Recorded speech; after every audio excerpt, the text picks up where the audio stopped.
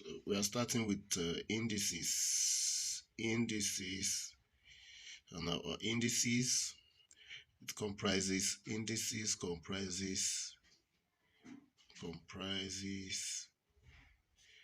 of two components, which are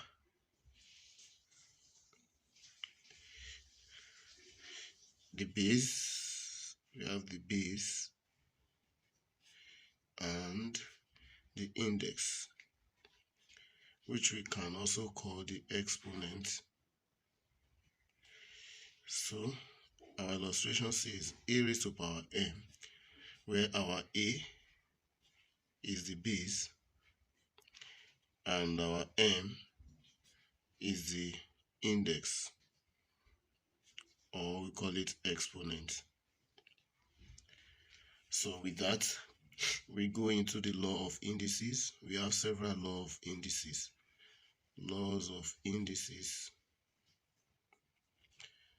So starting with, we have law of addition.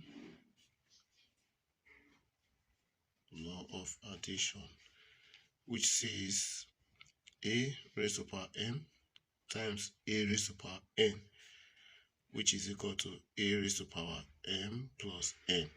So law of addition says the exponent will be added together while you pick one of the base having the same base. For example, e.g., we have a raised to power 5 times a raised to power 3, which is equal to a raised to power 5 plus 3.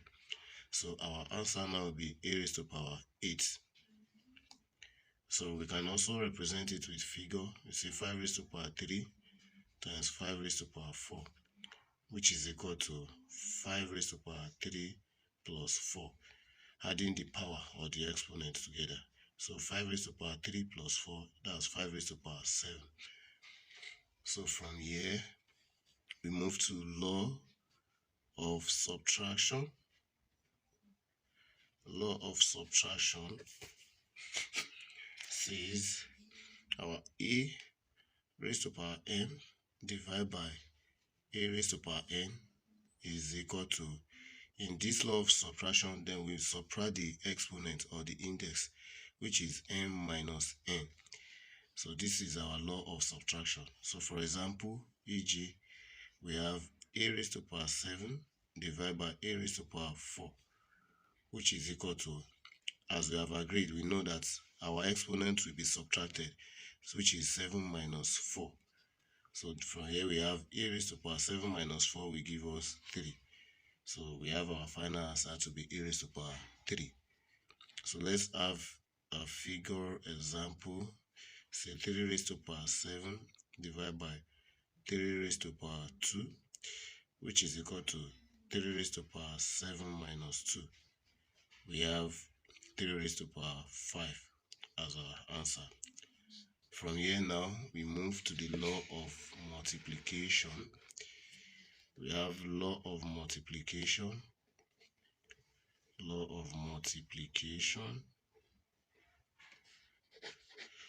of multiplication says having a raised to power m raised to power n. So our expression goes like a raised to power, the two exponents will multiply each other. So that means we're having m times n. So our a will be equal to mn.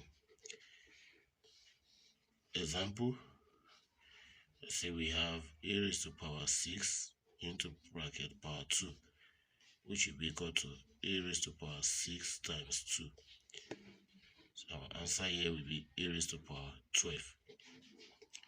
Then let's pick another example using figure this time around. We say 6 raised to power 3 into brackets 2, which is equal to 6 raised to power. You multiply the index or the powers or the exponent together, which gives us 3 times 2. Our answer will be 6 raised to power 3 times 2 is 6. So that's for the law of multiplication. Then we will move to the next one, which is law of zero index.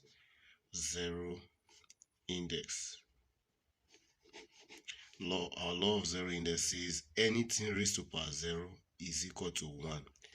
So if you're having 1 million raised to power 0 is equal to 1. Also, if you're having a raised to power 0 times b raised to power 0, which is equal to a raised to power 0 will be 1, multiplied by b raised to power 0 also will be 1. So 1 times 1 will be equal to 1. So that's all for this law of zero index. Then we move to the law of, we have law of negative index. Law of negative index, which says our a raised to power negative n can be written as, the negative sign here will change to 1 all over to change the expression to fractional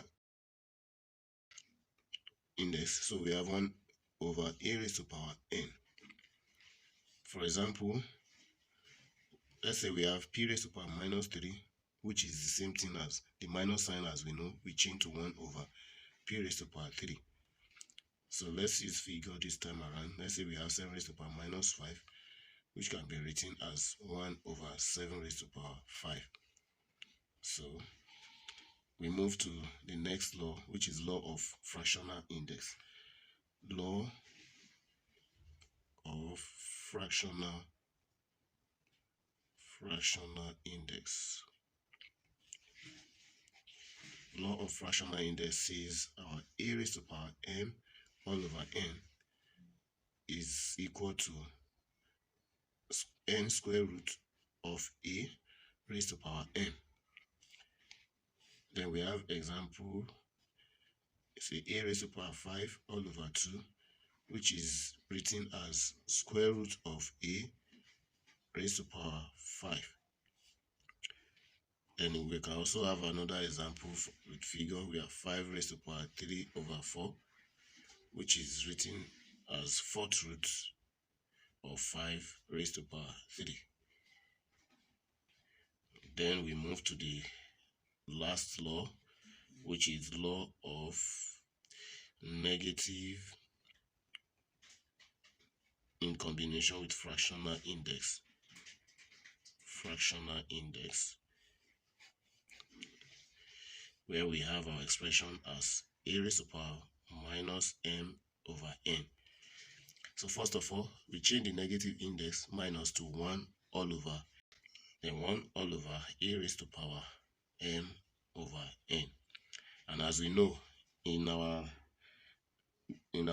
law of the fractional index, we say our a raised to power m can still be written as n root of a raised to power m.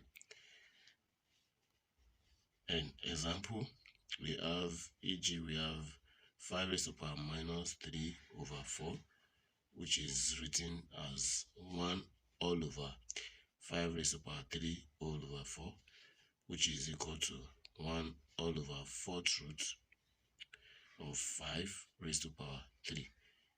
So here we end the laws of indices. You can kindly subscribe and share